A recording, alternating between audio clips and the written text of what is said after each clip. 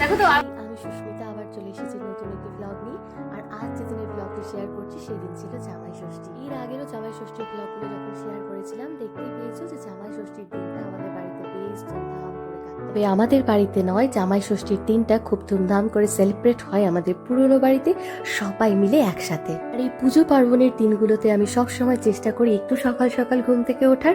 আর সকাল সকাল স্নান কমপ্লিট করে ফ্রেশ হয়ে গেলে অনেকটা এনার্জি পাওয়া যায়। আজকে জামাই ষষ্ঠী, গতকালই আমরা চলে এসেছি, কিন্তু রিদ্ধার পাপা আসতে পারিনি, ওর পাপার স্কুল ছিল, তো পাপা স্কুল করে আজ আসবে। সকাল সকাল একটু উঠেছি, উঠেই স্নান করে নিয়েছি, রিদ্ধাকেও খাইয়ে স্নান করে দিয়েছি, তো এখন রেডি হবো। যাদের যাদের বাড়িতে আমার মতো ছোট্ট বেবি রয়েছে তারা তো জানোই সব কাজ সময়ের মধ্যে কমপ্লিট করা কতটা চাপের। এই ছোট্ট মানুষগুলোকে সময় মতো রেডি করানো, তার সাথে সাথে নিজে রেডি হয়ে যাওয়া অনেকটা কিন্তু সময়ের ব্যাপার। বাড়ি থেকে এই দুটো শাড়ি নিয়ে এসেছিলাম পরবো বলে, কিন্তু এত গরম ভেবেছি এটাই পরি, এটা পরে একটু আরাম পাওয়া যাবে।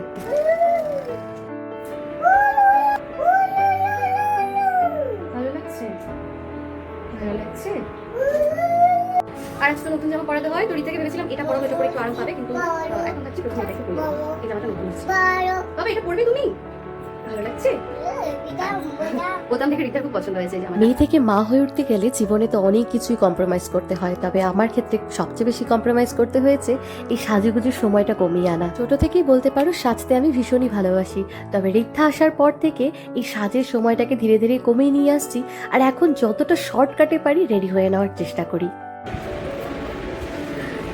তো এই হলো আজকে আমার খুব কম টাইমে সেজেছি, যতটা সম্ভব তাড়াতাড়ি করা যায়। এখন রিদ্ধাকে রেডি করি। হাই, আমি রিদ্ধা, তোমরা কেমন আছো? আমি ভালো আছি। উফ, এই জামাটা পরে ওকে অনেক সুন্দর লাগছে, কটনটা কত ভালো। তো এই যে আমি আর আমার বেটু একদম রেডি। পাপা এখন আমরা কোথায় যাব বলে দাও? ওলো ওলো করতে যাবে, মানে পুজো দেখতে যাবে এখন আমার ঋতু বেটি। তো এই দেখো একদম আমরা রেডি হয়ে চলে এসেছি আমাদের পুরনো বাড়িতে, আর সাথে রয়েছে আমাদের এত এত গিফট। আগেই বললাম এখানে সবার সাথে এই দিনটা ভীষণ আনন্দে কাটে, শুধু আমরা নয়, আমাদের সব কাজিনস, আমার পিসি, আমরা সবাই মিলে একসাথে আনন্দের সাথেই জামাই ষষ্ঠী উৎসবটা পালন করি। আমরা কাকাতো জেঠুতো সব বোনরা একসাথে লাইন দিয়ে বসে যাই, সাথে তাদের জামাইরা, আর খুব সুন্দর করে আমাদের মা কাকিমা সকলে একে একে আমাদের হাতে উপহার তুলে দেয়। আর পুজোর সমস্ত রিচুয়ালস তো থাকেই, যেমন ষষ্ঠী সুতো বেঁধে দেওয়া, পাখা দিয়ে শার্ট দেওয়া, তার সাথে মা ষষ্ঠীর প্রসাদ খেতে দেওয়া, সবকিছু মিলেই বলতে পারো একটা জমজমাটি অনুষ্ঠান। আর এই আনন্দের দিনেই সব থেকে বেশি মিস করে থাকি আমার ঠাকুমাকে। আজ আমার ঠাকুমা বেঁচে থাকলে হয়তো অনুষ্ঠানটা আরো সুন্দর হতো। আমার ঠাকুমা বেঁচে থাকতে ভীষণই নিয়ম নিষ্ঠা ভরেই পুজোটা করতো, তারপরে সমস্ত আমার পাপা কাকু জেঠু সবার হাতেই সুতো বেঁধে দিত। বলতে পারো একটা আলাদা পর্যায়েরই আনন্দ হতো। তাই প্রতি বছর এই দিনটাতে আমি আমার ঠাকুমাকে ভীষণ ভাবে মিস করি। আর ঠাকুমার আশীর্বাদ আমাদের সাথে রয়েছে বলেই হয়তো এত সুন্দরভাবে এখন অনুষ্ঠানটা পালন হয়।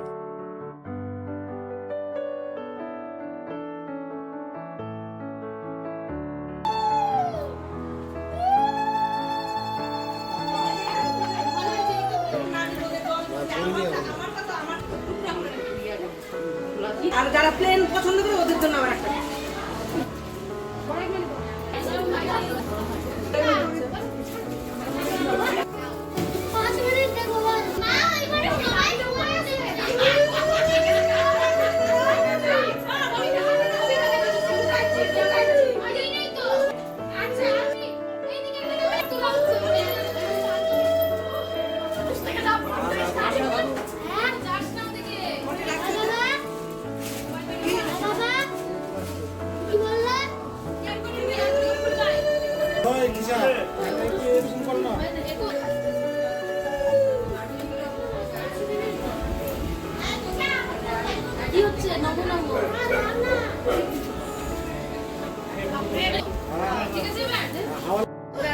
কেমন লাগছে, কেমন লাগছে পাপা, কেমন লাগছে? ভালো লাগছে? হ্যাঁ।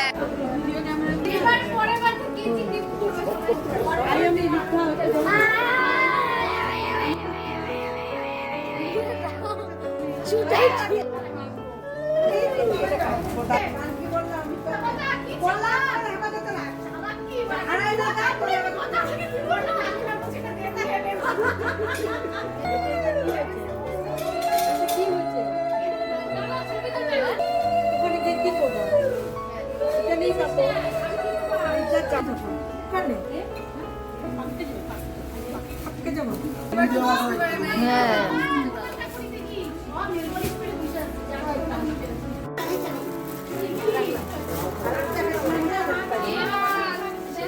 ওদিকে বোঝা যাচ্ছে না না কটা গিফট পেয়েছো সবাই কটা কটা করে গিফট পেয়েছো ছবিও তুলে নিছি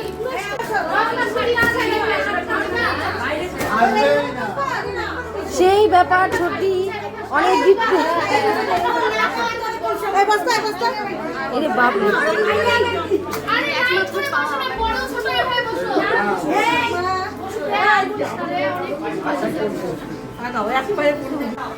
ও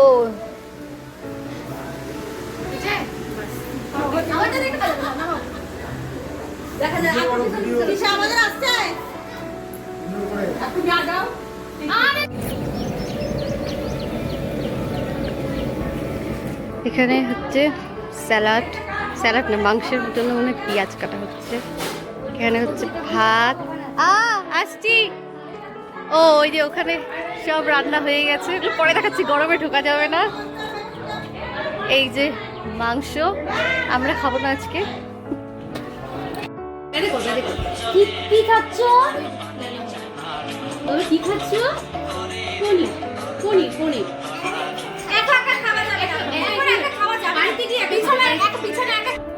হাই হ্যাঁ নিবে এখন আমার পাকুপুরি খেয়ে নিয়েছে অনেক বাজে এখন রিতা ঘুমো দেবে চলো টাটা আর জামাই ষষ্ঠীর দিনটা যেহেতু শনিবার ছিল সেই দিনটা আমরা নিরামিষ খাই এখানে দু রকমেরই ব্যবস্থা ছিল যারা নিরামিষ খায় তাদের জন্য যারা আমিষ খায় তাদের জন্য আর আমি আর আমার হাজবেন্ড এই দিনটাতে নিরামিষই খেয়ে থাকি তাই আজকের দিনেও আর চাইনি কোনো রকম মাছ মাংস খেতে বলতে পারো যারা আমিষ খেয়েছে তাদের খাওয়া হয়ে গিয়েছে আর রিতার খাওয়া শেষে ওকে ঘুম পাড়িয়ে তবে আমরা দুজন এসেছি এখন খেতে সমস্ত খাওয়ার আমার মাই সাজিয়ে গুছিয়ে থালাতে নিয়ে এসেছে আমি শুধু এগুলো একটু এবার সামনে গুছিয়ে দিচ্ছি আজকের মেনুতে কি কি রয়েছে সেটাও তোমাদের দেখিয়ে দিচ্ছি তার আগে রিতার পাপাকে খেতে বসিয়ে দিই কারণ অনেকটাই বেলা হয়েছে অনেকক্ষণ থেকেই না খেয়ে আছে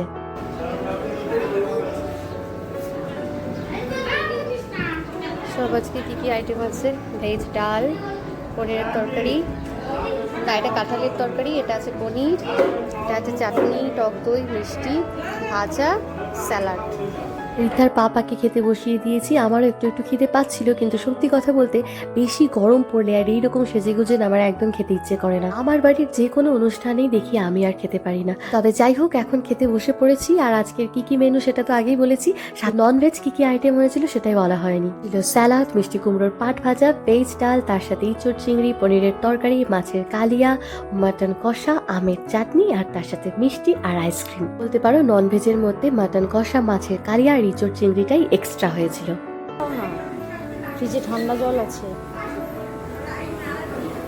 করে দিচ্ছে সত্যি আর আমাদের খাওয়া শেষে এখন খেতে বসেছে আমার মা কাকিমণি জেঠিমণি সবাই একসাথে হতে পারো আমাদের বাড়ির যে কোনো অনুষ্ঠানে এই ধরো জামাই ষষ্ঠী ভাইফোঁটা এগুলো অনুষ্ঠানে সবাই এইভাবে একসাথেই নিচে বসে খায় সবাই মিলে একসাথে এইভাবে খাওয়ার কিন্তু একটা আলাদাই আনন্দ রয়েছে যাদের যাদের বাড়িতে এখনো এত বড় পরিবার রয়েছে তারা হয়তো কিছুটা রিলেট করতে পারবে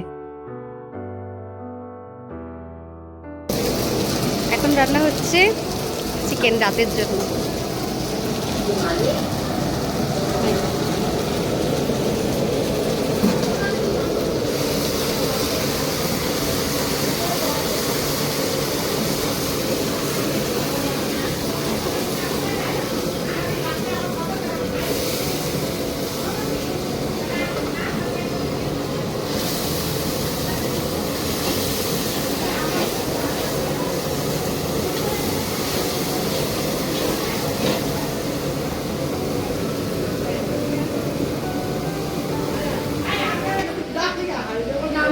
একটু কাজ কর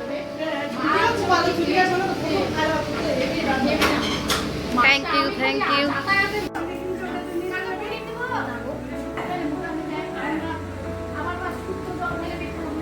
দেখো তো আর একটু দিব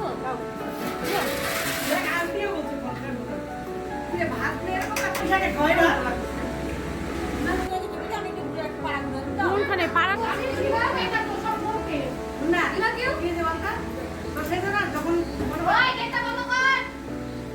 যখন আমি বড় মোটা দানা ছুটি করি তখন কিন্তু তেল পায় না আবার মিষ্টি দাও বুলটি। আমাদের খাওয়া দাওয়া চলতে থাকুক, আর আমার আজকে ভ্লগটিও তাহলে এখানেই শেষ করছি। যদি ভালো লেগে থাকে লাইক, কমেন্ট, শেয়ার, সাবস্ক্রাইব করতে ভুলো না। আজকের এই ভ্লগটি কেমন লাগলো অবশ্যই কমেন্টে জানিও। সকলে খুব ভালো থেকো, দেখা হচ্ছে পরের ভ্লগে।